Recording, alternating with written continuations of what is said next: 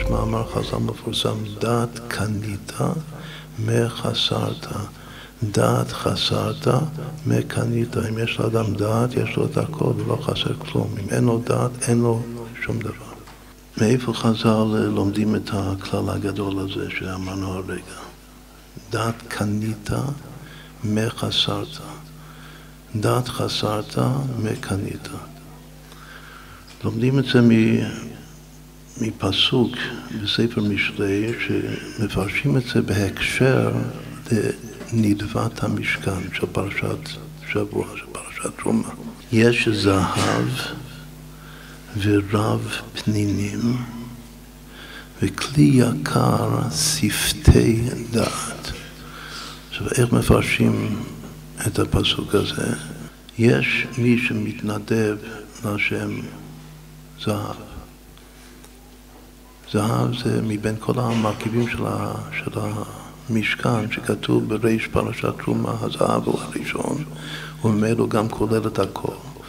ובני ישראל שכולנו בנדבת ליבנו נדבנו לשם את כל הזהב שיש לנו. ורב פנינים, הנשיאים נדבו נדבה מיוחדת, מה שלא היה פשוט ברשות אף אחד מבני ישראל, חוץ מהם.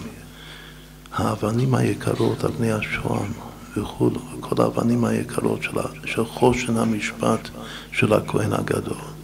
זו הייתה נדבה מיוחדת של הנשיאים, של היוד בית נשיאים. כל נשיא נדב את האבן ששייכת לשבט שלו. כתוב שמשה רבינו, אחרי שורה שכולם מנדבים, בחפץ לב, מקיימים את הפסוק בכל מאודיך, שזה נקרא עושים רצונו של מקום, בכל ממונך, הכל נותנים לשם, אז הייתה לו עוגמת נפש כתוב. חלשה דעתו, למה אני לא נמצא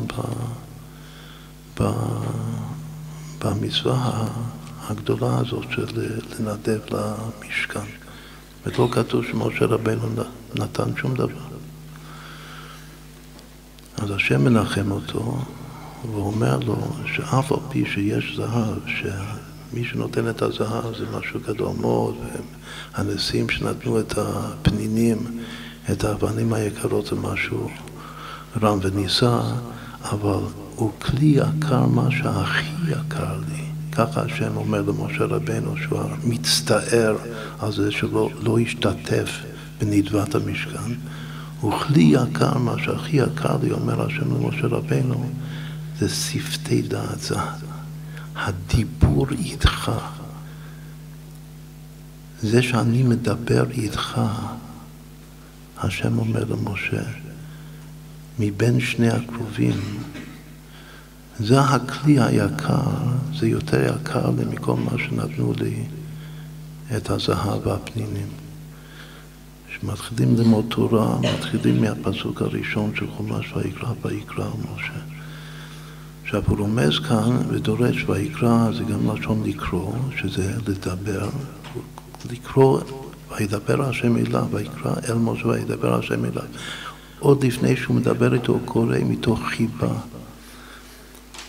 וגם דורש כאן שויקרא זה לשון יקר, כמו הפסוק הזה שלנו, הוא כלי יקר, הדבר הכי יקר לי, שזה התכלית הכוונה, אחרי כל הנתינה, זה פשוט לדבר איתך. שפתי דת, איזה סוג דיבור של פה על פה, דיבור של התקשרות והתחברות, שזה דת.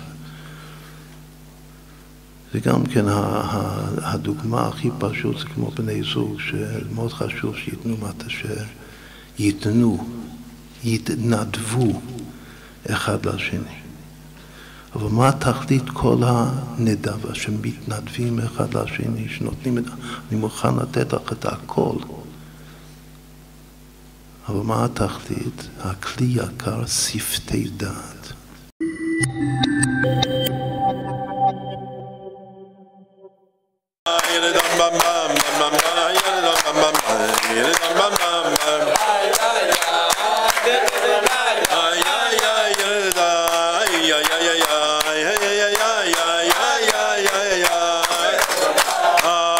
Mama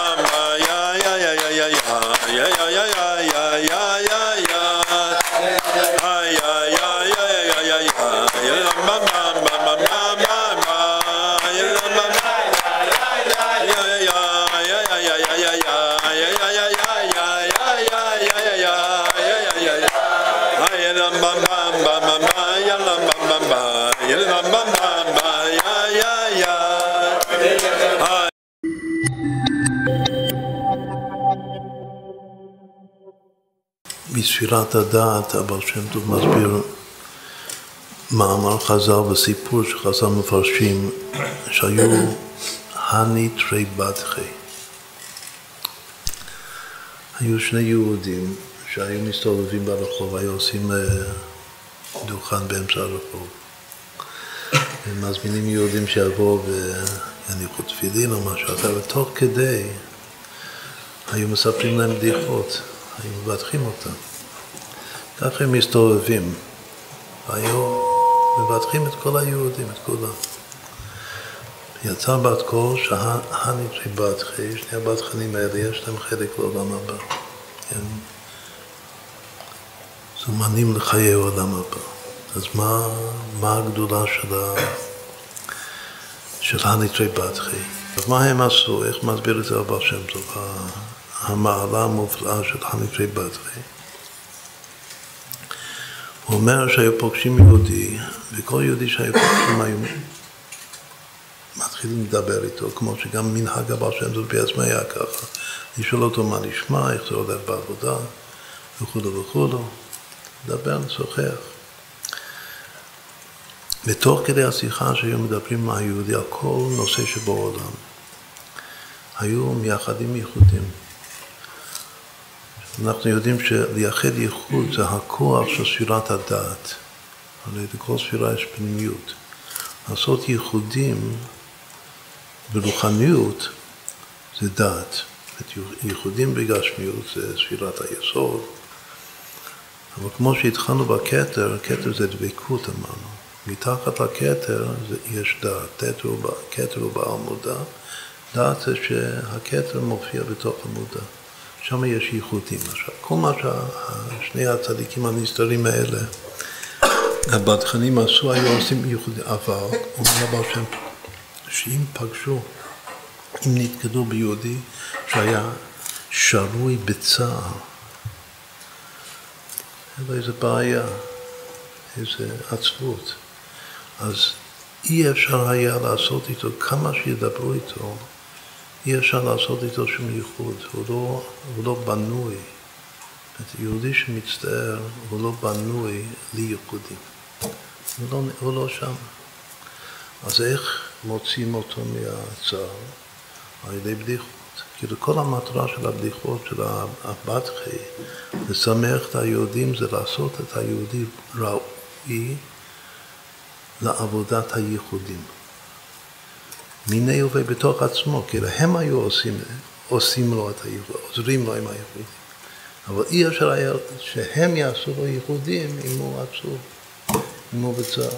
זה שהיהודי יוכל לדעת, לקיים את הפסוק, הצוואה של דוד המלך, שלמה המלך, דעת אלוקי אביך ועובדהו.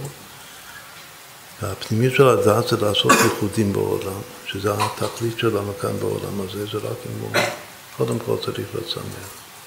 אסור שיהיה עצוב.